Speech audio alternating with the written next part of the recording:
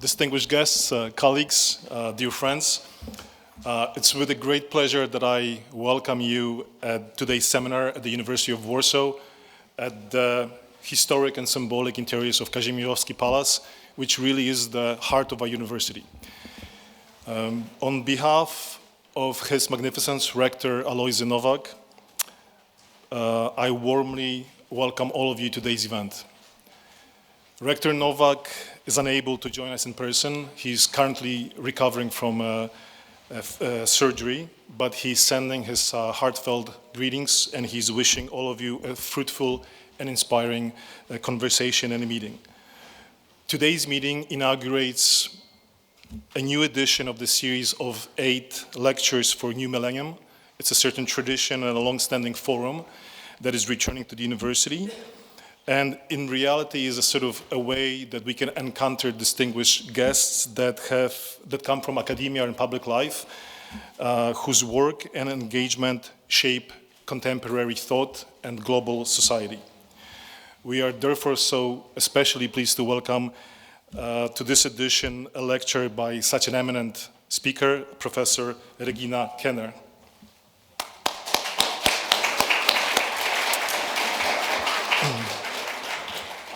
Before I say a few additional words about Professor, I would like to welcome some of our distinguished guests.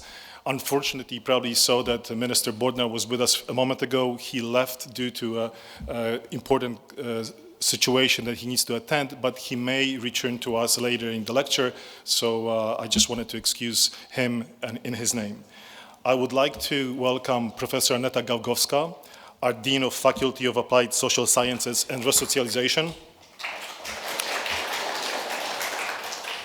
I think Dean Wukov from our Faculty of Philosophy, he told me he's going to be a little bit late, but he hasn't arrived yet. So I will then welcome our Professor Sławomir Żółtek, our Dean of the Faculty of Law and Administration. From the same Faculty of Law and Administration at our university, I would like to dearly welcome Professor Hanna Machińska and Professor Jakub Urbanik. I would especially like to welcome Professor Marek Safian, Chair of the Civil Law Codification Commission. And I think we also are missing our, we're missing, first of all, Maciej Nowicki, President of Helsinki Foundation. I think he's also arriving a bit later. I would also like to express a special gratitude to Professor Hanna Machińska again and to Professor Jakub Urbanik, because their initiative, commitment, and also scholarly support made today's event possible and made our professor, dear professor, helping us organize your visit to Warsaw. Today's lecture, titled Judges and Politics, will be delivered by a very distinguished legal scholar whose recognition really doesn't need a long introduction. But in few words, however, I would like to point to her current role as she serves as a Professor Emerita of Constitutional and Administrative Law at the University of Zurich, is a former professor of University of Bern and also Hebrew University of Jerusalem, and a former judge of the Cantonal Court of Aargau, and of course, as we all know it, a long-serving member of the Venice Commission of the Council of Europe. Professor Kiener's impressive academic achievements over constitutional law, human rights, the principles of the rule of law, the functioning of the judiciary, and the foundation of democracy are something that we all are very eager to hear about.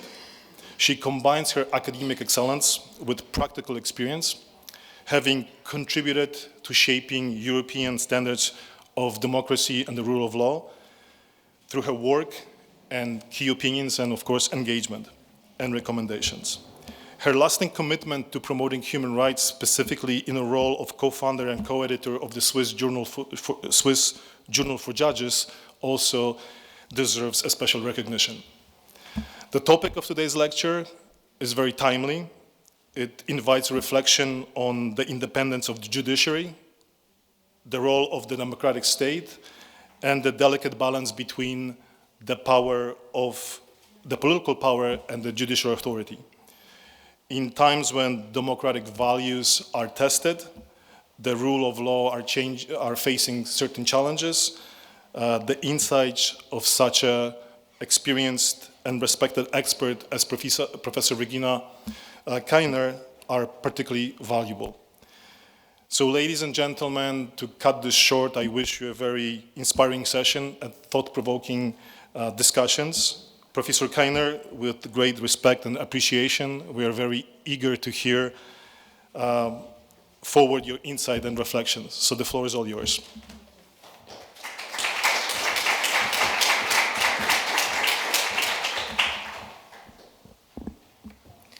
Ladies and gentlemen, dear colleagues, dear friends, I would like to thank the rector of the University of Warsaw, Professor Nowaka, for the special invitation to speak here at the University of Warsaw. And thank you, Chancellor Gray, for your more than kind introduction. Thank you, Hannah and Kuba, for preparing this invitation. And thank you all for coming here despite the lovely spring weather and holiday season. My affiliation with the University of Warsaw goes back to my final sabbatical as a university professor. I wanted to spend this sabbatical studying the rule of law and the challenges the rule of law faces. I initially contemplated visiting a leading school in the United Kingdom or maybe the United States.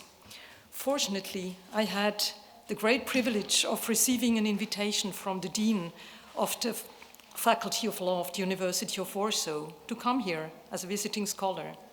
Thus, I decided to have an extended stay in Warsaw, where I would have the advantage of observing firsthand the subject, the rule of law, that I wanted to learn more about. My research was a resounding success, not just from an intellectual perspective. I had the opportunity to engage in many stimulating discussions with students, academics, and practitioners. I was fortunate enough to become friends with some of them. So it is with great pleasure that I can be here with you today. Please allow me to make a disclaimer before I begin. The following statements are my own and do not represent the position of the Venice Commission. And now let me turn to the subject of my talk, the relationship between judges and politics and the inherent danger of politicization of the judiciary. Judicial power is inherently political, in the sense that first, it may produce decisions with political impact, and second, that the allocation of such power to individuals and institutions like courts is ultimately a political process. What I would like to focus on today is a particular aspect of the relationship between judges and politics, namely judicial politicization. Judicial politicization refers to tendencies, perceived or real, that make courts politically partisan and which may ultimately transform the judicial system from a guardian of justice into a political instrument. The politicization of the judiciary is not a merely academic issue. Rather, it should be of concern to all of us. Indeed, politicized courts can have significant and wide-ranging consequences for individuals and for society as a whole, especially when politicization extends to constitutional courts or other high courts. So let us consider the ways in which judicial politicization can harm individuals and society. First, politicized courts can undermine individual access to justice. When the public perceives courts to be politically biased or open to other undue influence, then public confidence in the fairness and impartiality of the legal system will fall. Individuals may be discouraged from pursuing legitimate claims if they perceive the system to be rigged or biased. And those involved in a judicial procedure may be less inclined to respect the court's decision. Minorities and vulnerable groups might disengage completely, As a result, individual access to justice, which is a legally enforceable human right, by the way, will be undermined. Here's an example. In Venezuela, the judiciary has effectively been placed under the control of the executive branch. Judges who ruled against the government were dismissed, and courts were packed with loyalists. The absence of judicial independence has been a contributing factor to the more widespread breakdown of the rule of law in Venezuela. Citizens lost faith in the court, which became tools for political repression rather than justice. A second aspect to consider is that politicized courts can deter citizens from expressing their dissent. Judges who are aligned with political powers may uphold laws or decisions that suppress freedom of speech, freedom of assembly, freedom of the press, or freedom of research. Civic engagement, which is essential in a democratic society, may decline. Media outlets and universities may engage in self-censorship, and citizens may become more passive and disengaged from democratic processes, all of which reinforces the dominance of the ruling political forces. In Hungary, the forced closure of Central European University CEU following the enactment of the so-called Lex CEU was endorsed by a ruling of the Constitutional Court. The chilling effect had a broad impact, extending to other universities, as well as students and professors. In September 2019, CEU left Hungary and relocated to Vienna. Last week, FBI agents arrested a Wisconsin County Circuit judge and charged her with obstruction for allegedly trying to help an undocumented immigrant evade arrest. The arrest of judges, which we also know from Turkey, for example, causes a chilling effect on the judiciary as a whole. Who is going to be the next in line? And it fundamentally changes the framework conditions under which the administration of justice functions.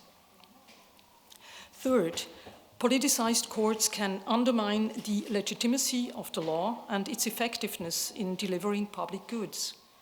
The use of law as a tool of power rather than justice undercuts the claim inherent to law that everyone should be treated equally and fairly. In some countries, courts have been accused of favoring ruling political parties by disqualifying opposition candidates or approving controversial laws without proper legal basis. For instance, in Turkey, critics have argued that the judiciary has increasingly sided with the president's government, especially in cases involving journalists, activists, or political opponents. Fourth, politicization of the judiciary has become to result in social polarization and distrust. A perception that the courts are extensions of political parties can have the effect that legal outcomes are viewed through a partisan lens, even when the judgments are fair.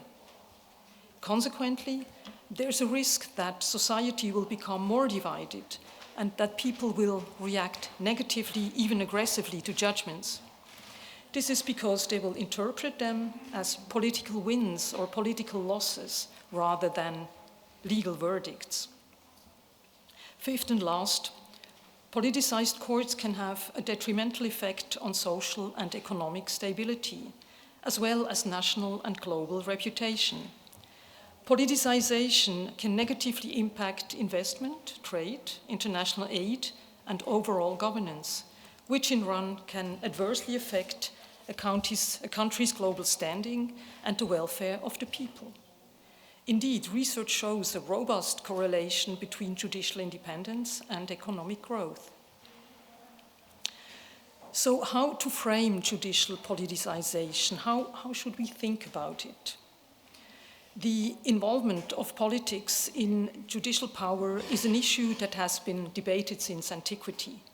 A conventional but still very useful framework for considering the politicization of the judiciary is the theory of separation of powers, which dates back to the 18th century. The essential meaning of separation of powers essentially is that the legislative, executive, and judicial branches of government should be independent of each other, ensuring that no single branch acquires excessive power. Despite its age, the concept maintains a useful tool for reflecting on the politicization of the courts today. When it comes to the relationship between judges and politics, separation of power systems around the world can be roughly divided in two categories.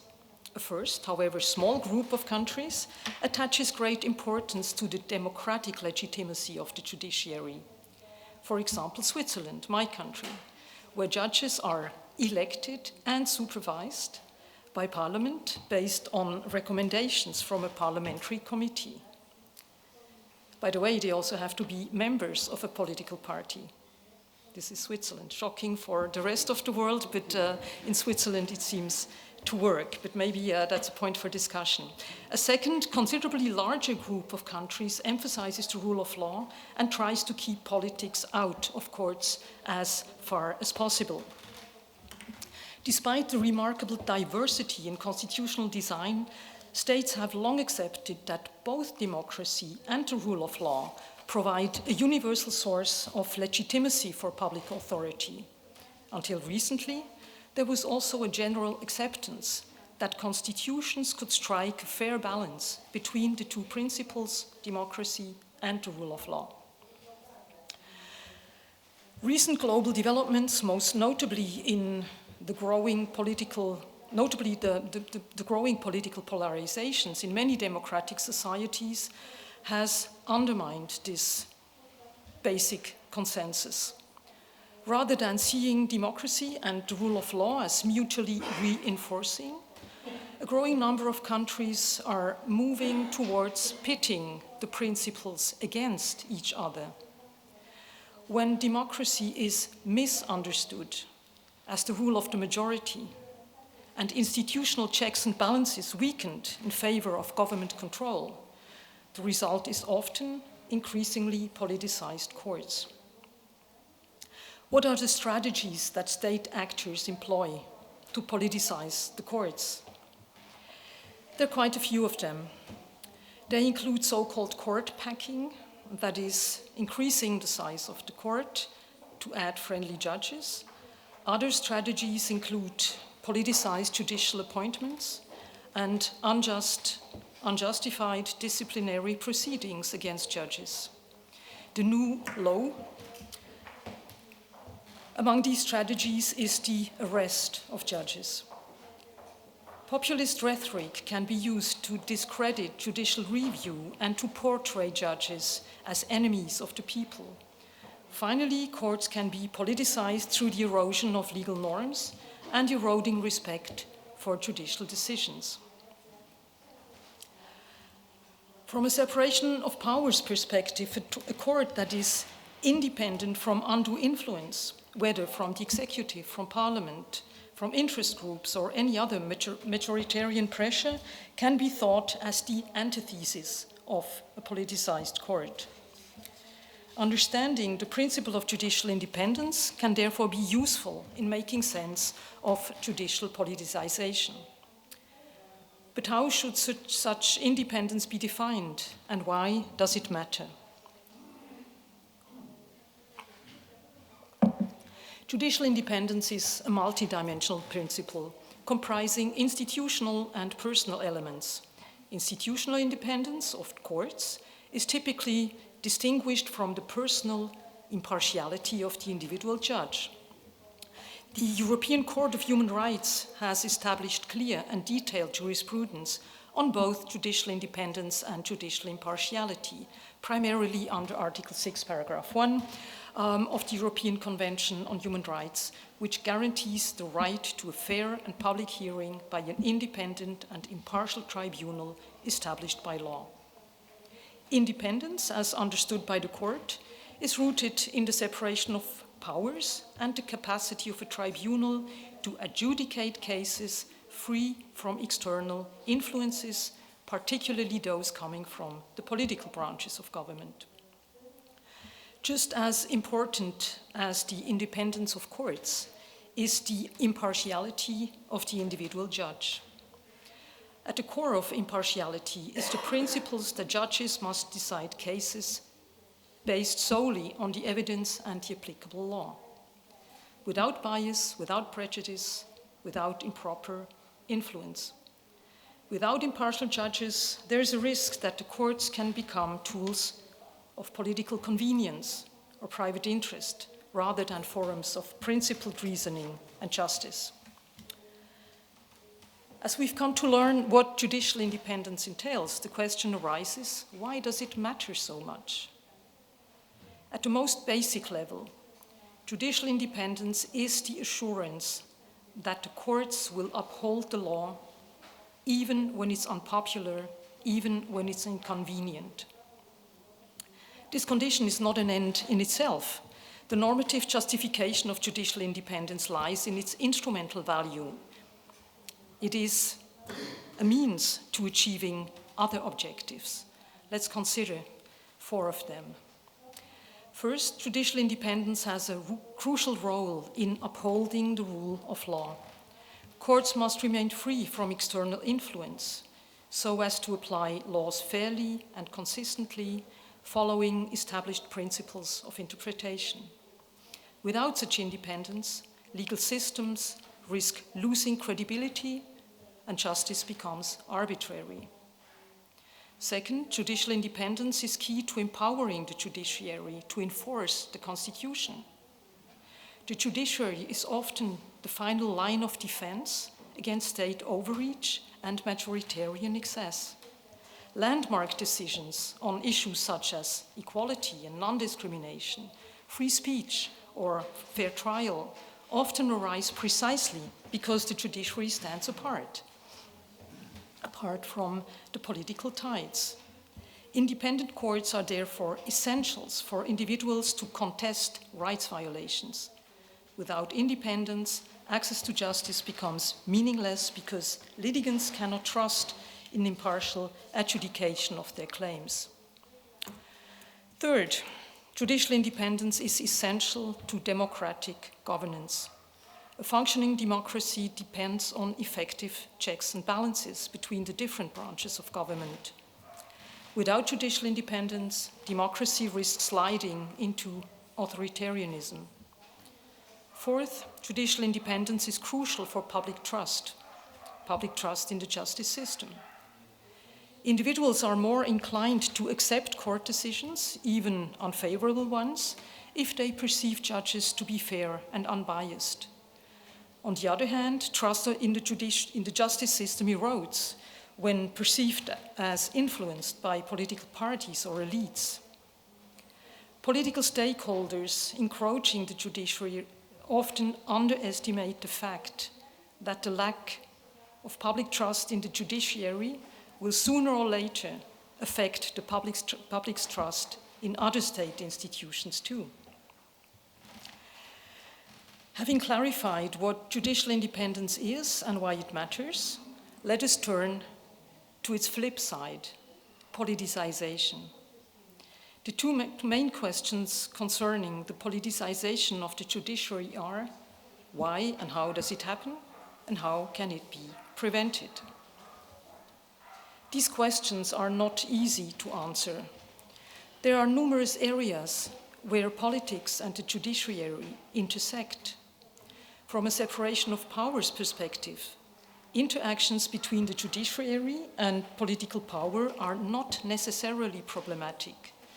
The concept does not prescribe a strict separation of state organs, but merely checks and balances between them. The problem with judicial politicization is undue political influence. There are 2 key areas of judicial governance which are at particular risk of politicization: the appointment of judges and their oversight and accountability. A third area, judicial activism, is not inherently political, but can be seen as a great gateway to politicization. Let's have a closer look at the process of judicial appointments. which plays a pivotal role in shaping the character and independence of the judiciary. Politicization of judicial appointment occurs when ideological alignment or party loyalty of a candidate are prioritized over legal competence and impartiality. Strategic appointments can have far-reaching consequences. They can influence judicial outcomes merely on potentially controversial issues such as non-discrimination, social rights, or government accountability. They have the potential to compromise the credibility of the judiciary, undermining public confidence. Furthermore, a judiciary that is too closely aligned with the political branches of government can no longer serve as an effective check on government overreach. The second area of judicial governance bearing a particular risk of politicization is judicial oversight and accountability. Governments may use disciplinary action, threats of removal, or public criticism of judges as a means to pressure courts into compliance or to punish them for decisions that go against their political interests. In practice, governments have exploited oversight structures to remove or intimidate independent judges, often under the guise of judicial reform, the guise of fight against corruption, or the guise of the fight against terrorism. A third element to consider in the politicization of courts is judicial activism. Judicial activism refers to the proactive role of courts, particularly higher courts, in shaping public policy, protecting individual rights, or filling gaps left by the legislature or the executive. Rather than simply interpreting and applying existing laws, activist judges render decisions with wide-ranging social or political consequences, often emphasizing moral or social goals. Activism is often met with mixed responses. It may be praised when it leads to progressive reform or safeguards fundamental rights, but it can also draw criticism for overstepping the boundaries of judicial authority. It is important to know that judicial activism is not inherently political, but the relationship between judicial activism and the politicization of the judiciary is a complex one. When courts issue judgments that significantly impact public policy or align with ideological stances, there's a risk that they will be seen as political actors rather than neutral arbiters. This is particularly evident in cases involving controversial social issues. Think of same-sex marriage, surrogate motherhood, end-of-life decisions, government policies such as migration or climate change. In such areas, judicial interventions are often interpreted through a political lens. Judicial activism may also arise in circumstances where the legislative or executive branches are ineffective. So the courts may feel compelled to assume a correcting role. Judges in such scenarios may adopt an activist stance not due to ideological bias, but rather as a response to the failure of other branches, with a view to upholding constitutional principles. However, this approach may unintentionally create the impression that judges are politically motivated. Not least, judicial activism may also be encouraged or even expected by the government. This is the case when the judiciary has been captured, when it's influenced by politics, for instance through appointments or political pressure. In such situations, judges may feel empowered or even obliged to act in ways that support certain political outcomes. These could include supporting the reform of election legislation favoring the political party in power, or upholding a ban on anti-government demonstrations. Having discussed the question why and how politicization of the judiciary happens, let us turn to whether it can be avoided. In a system of checks and balances, keeping politics out of justice can be difficult, if not impossible. Given the interconnected nature of law, governance, and society, interaction between politics and the judiciary is inevitable. However, for all the reasons mentioned before, constitutional design should provide for an appropriate system which ensures that politicization is avoided or at least significantly reduced. Achieving this goal requires a combination of institutional safeguards, ethical standards, and practices that uphold judicial independence. There are several elements to consider when designing systems that avoid politicization of the judiciary, not least human factors. Judges are human beings and members of society. Judges, like all people, have personal beliefs and experience that may unconsciously influence their decisions. At other times, judges may feel the weight of public opinion or political movements, particularly in highly contentious or politically charged cases. While legal frameworks and codes of ethics aim to mitigate this fact, achieving perfect objectivity, in my view, is impossible. So if judges are imperfect, it is imperative that judgments are not delivered by a single judge, but by a panel of judges. A diverse deliberation can help to ensure that appropriate decision-making factors are identified and balanced accordingly. Furthermore, a legal remedy should be available, allowing that the judgment can be reviewed by an alternative panel of judges. I'm well aware that the effectiveness of these safeguards is limited, especially if high courts become politicized. But there is strength in numbers. Diversity of decision makers can help not only to prevent politicization, but also to contest it, should it appear.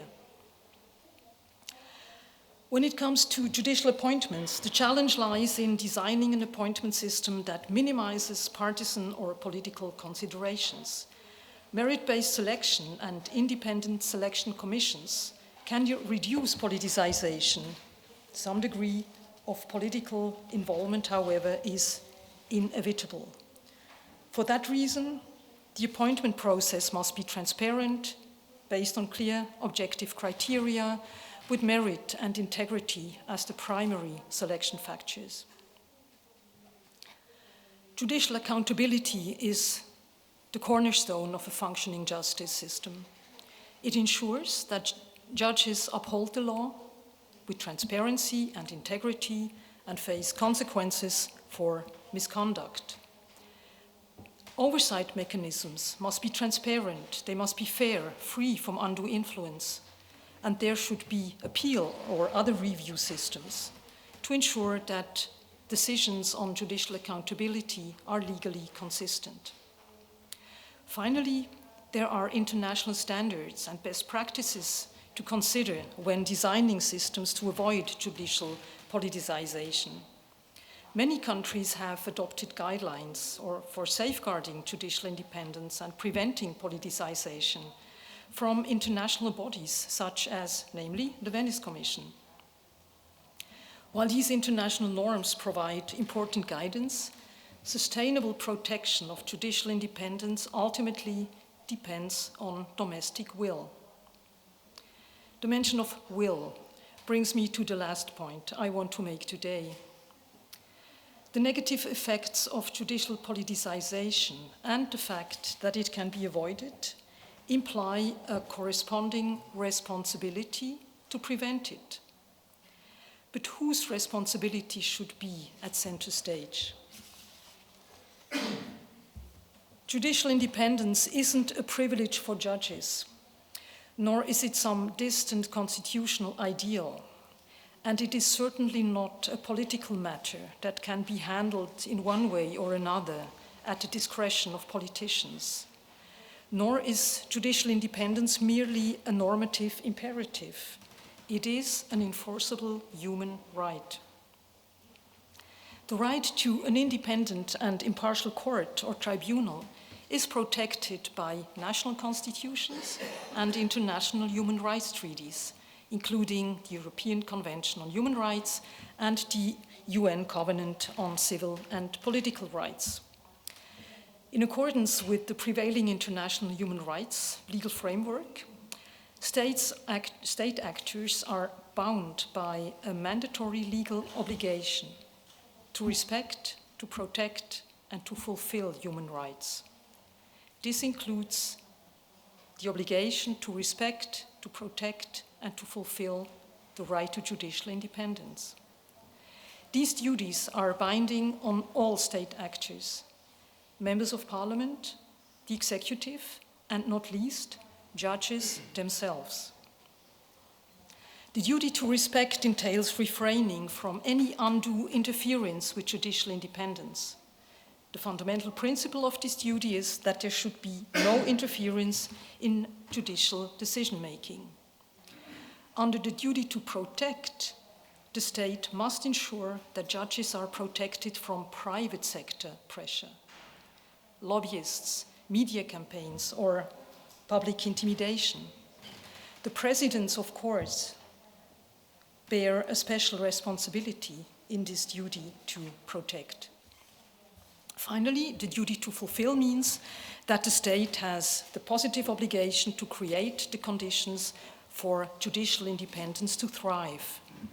The state must establish and maintain institutional safeguards, such as constitutional guarantees of independence, transparent appointment and removal procedures, sufficient funding and infrastructure. The state must also provide adequate training, ethical guidance, and professional support for judges. Finally, under the duty to fulfill, there is a need for public education on the importance of judicial independence. Incorporating a human rights perspective cuts to the heart of judicial politicization and facilitates a systemic approach to its prevention. This comprehensive understanding considers the judicial system as a whole, including its structure, regulations, and safeguards that protect it from any undue interference, irrespective whether it comes from the executive or the legislative branches, from private or public influence, or from within the judiciary. Under a human rights perspective, safeguarding judicial independence is a shared responsibility of all state actors. Judges play a central role in upholding judicial independence. They must be guarded from political capture, yes, but they are also gatekeepers. Judges exercise great authority. They pass judgments on their fellow citizens. They uphold the legal order. They shape society. This takes both character and humility to live up to this extraordinary role. If judges prioritize to exercise power over serving the law, they damage not only their personal integrity, they also damage the public trust in the judiciary, its fairness and independence. Judicial independence ultimately stands and falls with them. And with that, dear all, thank you very much for your kind attention.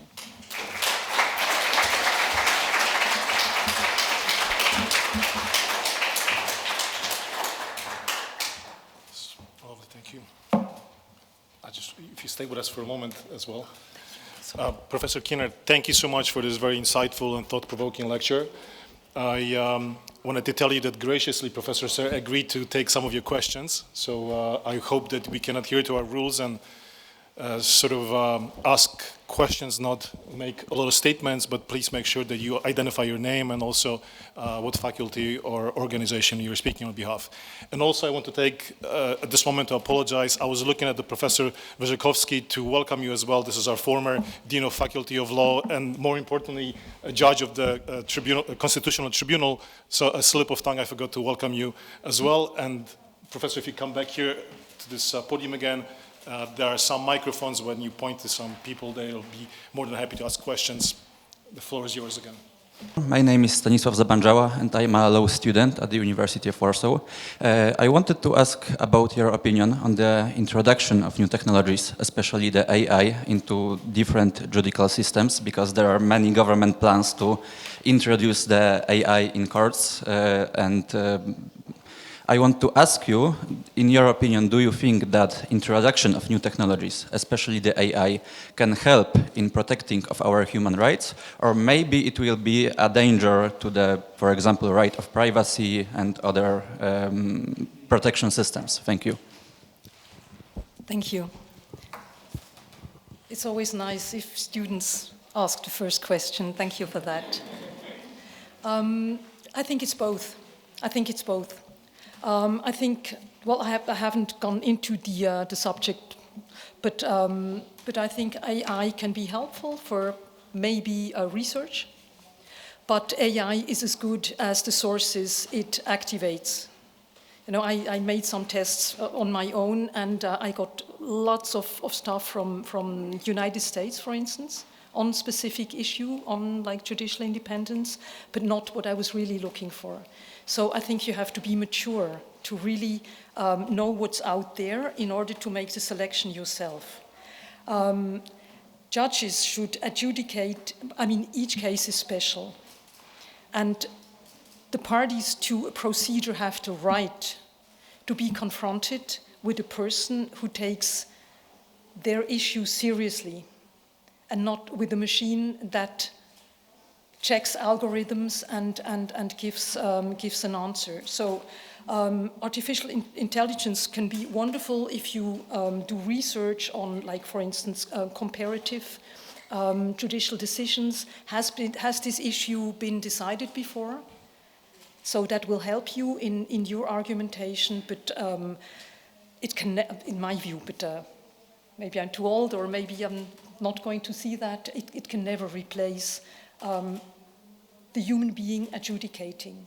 And this is what we as a state, I think, owe to each and every person who's a party to a procedure. It's also a question of acceptance. You know, would you accept the ruling?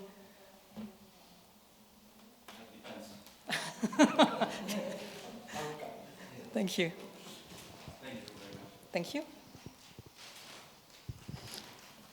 Monika Płatek, Law Faculty, Warsaw University. Thank you very much for your lecture. Actually, the remark that we cannot participate in a discussion but just are narrowed to pose a question is not really academic and it's not good for university, but I will do what I was asked to do, which is, I have at least two questions. The first question is, you were mentioning Switzerland, and what is the methodology behind comparison of a different system?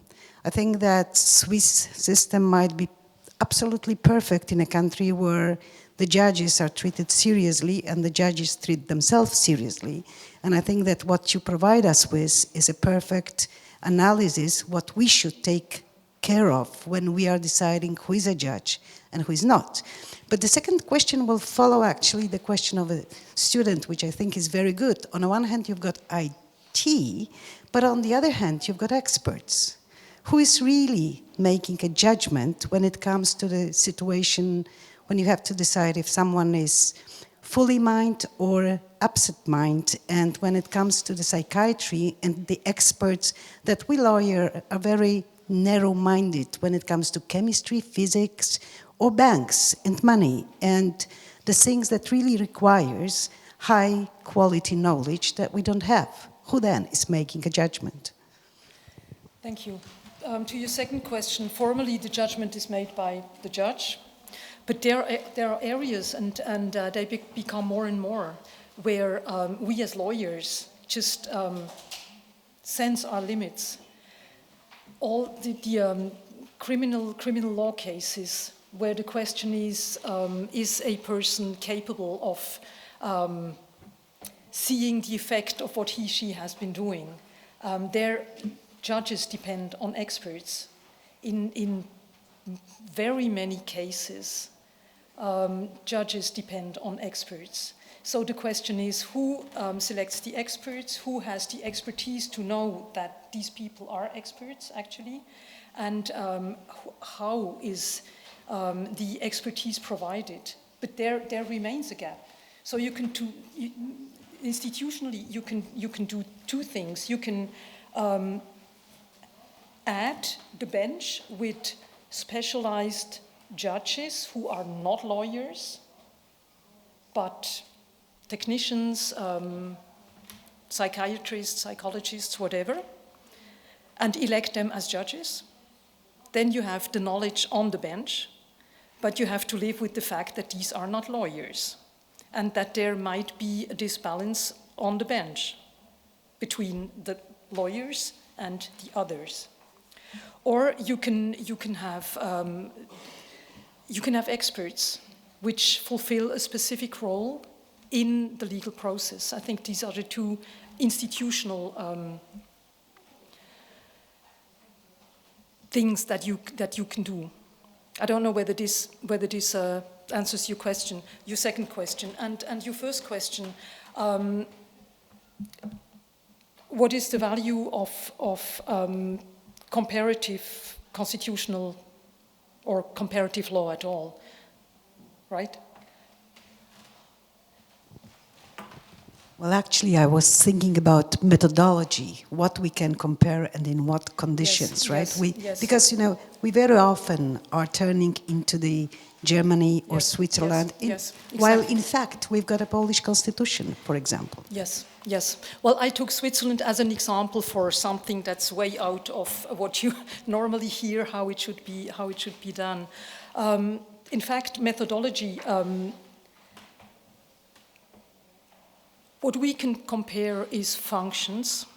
We can compare the judicial function. We can compare the goal of judicial independence. Why does it matter? Why is it here for? And then there's a way to achieve this goal. And this way depends on traditions, on many things. This is why I would warn, really, not to take Switzerland as an example to be implemented elsewhere. What we often see in the reaction to Venice Commission opinions is that states say, yeah, but Germany also has like a 5% level for elections, forgetting that the state at stake wants to combine the 5% threshold with winner takes it all, and with other aspects or institutions, legal institutions that they have been picked. And then the reaction we get is, yeah, but you allow this for France. Why can't we have it? Because law is always a system. It's always context dependent. And this is why direct comparison doesn't bring us any further. Okay, thank you.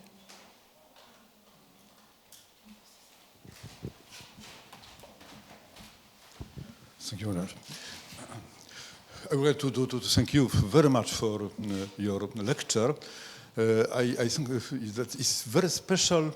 It's very special from the point of view of our present debate about rule of law in our Polish context, of course, also. But the problem is more general. One can say universal. My first observation is that, of course, I absolutely agree with your opinion about the importance, significance, all institutional guarantees at the level of the constitution or the primary laws. It's important, of course, to stress such institution as the impartiality, independence from political pressure, the objective procedure of appointment of judges. Of course, everything is important, we know perfectly. But life is more complex because firstly, sometimes our experience indicates clearly that even with very strong formal constitutional guarantees, they don't work. Simply they don't work because of the political will, dominant political will to destroy such or such institution. I think that we can we confronted such situation in Poland. But it is visible that such constitutional guarantees are not sufficient, and the good example is, of course, the Turkey, and you mentioned this example. On the other hand, we can say that, of course, it happens sometimes that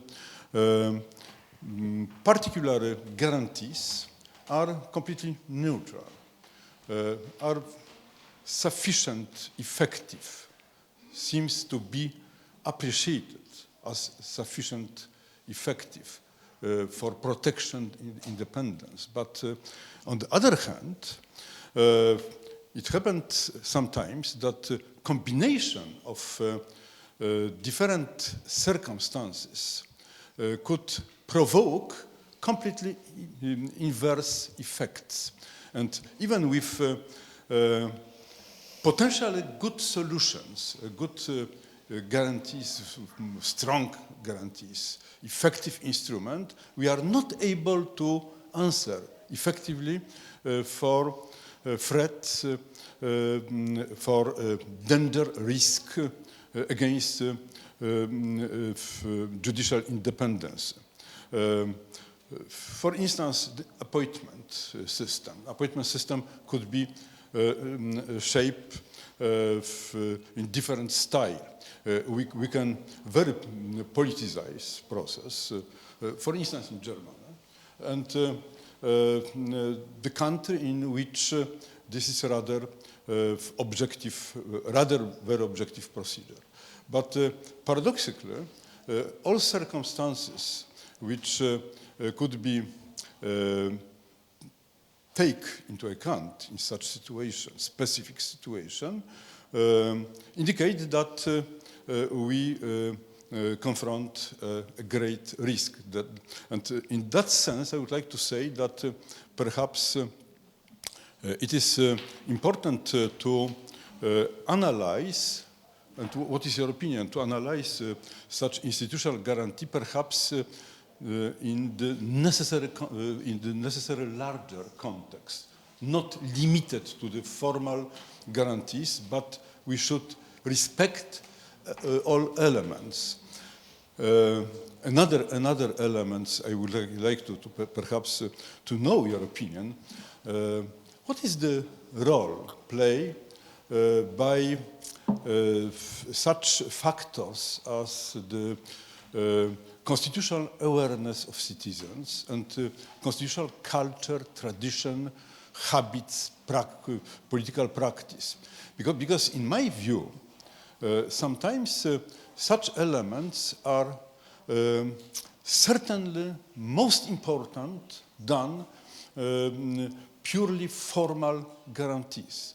This tradition and especially political awareness, and for this reason I stress always the significance, the importance of constitutional education, which is perhaps the strongest guarantee for constitutional system. And let's observe judicial activism. Of course, we should say that we should necessarily respect the certain distance from politics, and judicial activism is sometimes in this kind of the judicial activity which is especially risky from the point of view of the political influences. The demarcation line between the judicial activism on one hand and the politicization on the other hand is very, very thin, very, very, very fragile, sometimes invisible. But at the same time, we perfectly know that judicial activism is perhaps one of the most important instruments for development, the citizen guarantee, the human rights, for protection, the basic constitutional principle as the principle of equality, the protection of minority rights, etc., etc.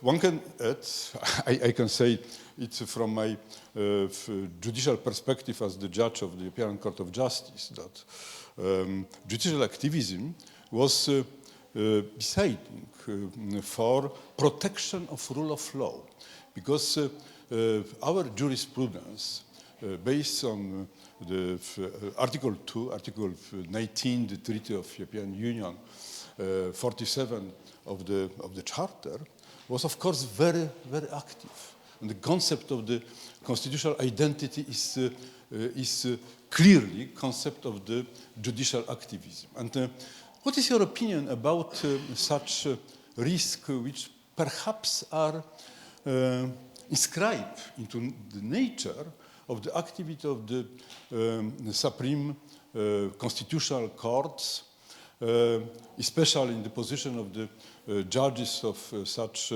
most important bodies? Laws is created political, and the consequences of the judgment are politics also, have politic influence and consequences. What is perhaps the method of verification?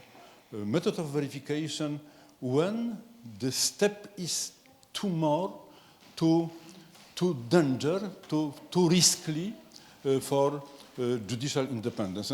And excuse me, last remark related to judicial activity in the public life. I think that perhaps there are, unfortunately, more and more frequently situations in which the judges are forced to take part in the public debate. It is necessary to present the attachment to some values, to stress the importance of such or such position. And of course, at the same time, the judges are accused to be very politically engaged in such interplay between the public life and judicial activity. What is your opinion about such factors which could be recognized as determinant for engagement, political engagement, public engagement, excuse me, of the judges? Thank you very much. Thank you. Thank you for all your questions. Let's go backwards. It's easier for me. Political engagement of judges.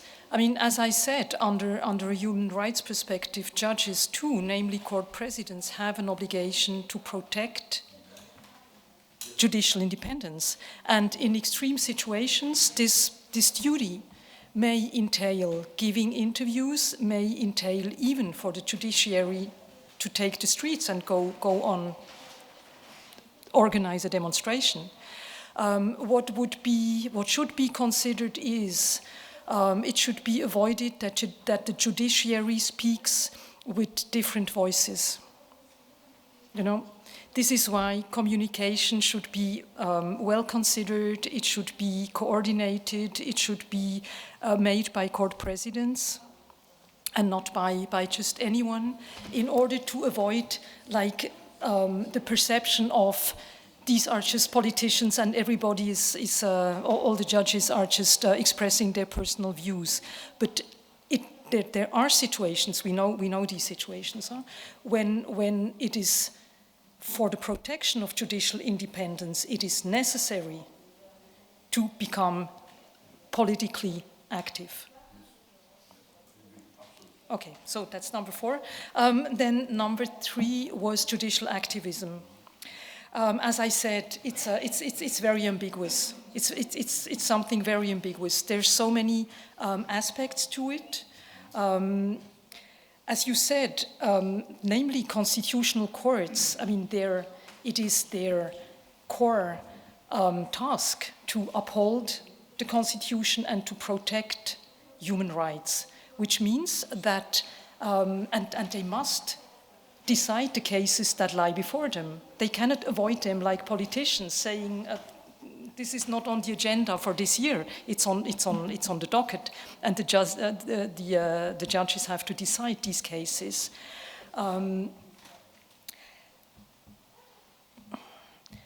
The question is as I said, judicial activism is not necessarily negative. Some courts, namely constitutional courts, yes, have to do it, but when does it, that was your question, when does it go too far? Are there criteria where we can say, this is, now they went too far? So I can tell you what the Swiss the Swiss Supreme Court, we don't have a constitutional court, when developing human rights, what the criteria were, because the first Swiss constitution had only very, very few constitutional rights. Basically, judicial independence, freedom of the press, religion, etc., but very, very limited. So, but the cases kept on coming, and the people appealed to the court, notably under equality provision and the non-arbitrary provision. So we have a human right to non-arbitrariness.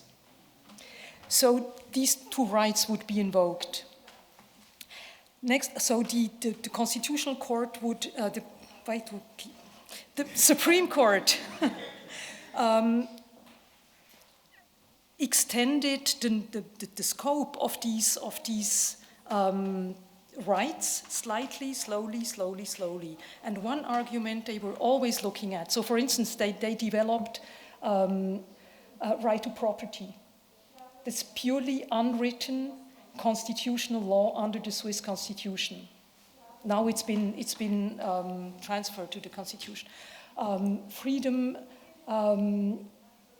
all kinds of freedoms were developed by the Supreme Court as unwritten constitutional rights. And they always considered, Switzerland is a federation, so we have the national level and the cantonal level. They always considered what is there in the cantons. Do we already have like a right to property? Is it something that Swiss citizens know, having such a right? So they would always look down one level, and this would prevent them from going too far. So, for instance, the Swiss Supreme Court would never have developed a right to same-sex marriages,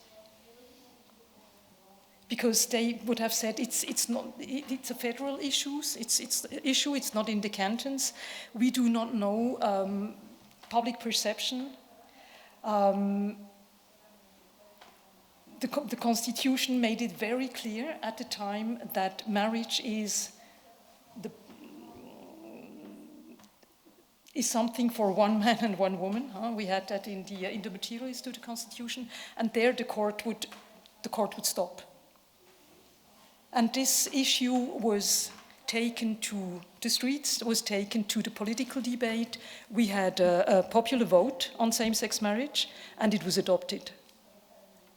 But 10 years earlier, if the court would have been addressed with that issue, it would have turned it down, saying it's not, we cannot go too far. And I think this is what the European Court of Human Rights is doing, for instance, with end-of-life decisions, assisted suicide, because they say there's no consensus. So the question would be, what is the consensus? How far do we go? And the other example, also the judgment on Prima Seniorinnen versus Switzerland has caused, in Switzerland, has caused huge debates as being political, as being a political decision. And even like at my university, Zurich University, in the public law department, I think there were 1 or 2 people in favor of this judgment. And all others, also like environmental activists, said, but there the court went too far. And as your first 2 questions, I think they connect. It's, at the end of the day, it's a question of political culture. Yes, yes. I mean, if you have all these wonderful, on paper, all these wonderful constitutions in the Eastern Europe states, for instance, they're brilliant. I mean, and whereas the United Kingdom doesn't have a written constitution at all. The question is a political culture.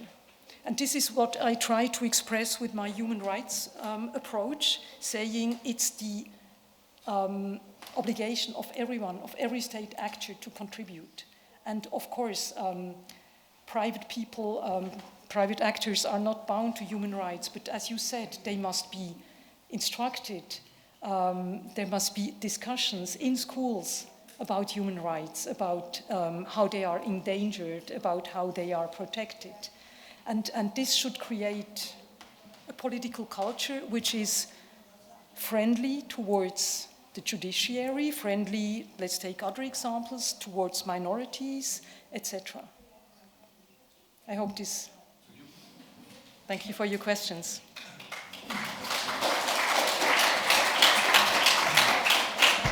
I don't know if Professor will agree to that, because this really was 4 questions. But I just want to tell you that we'll have time to speak in outside in a less formal setting over a drink, and I suggest that all of you legal scholars discuss this at that time. But perhaps maybe there's another student for a professor that will ask one final question, and then we'll finish with that. Is there another student?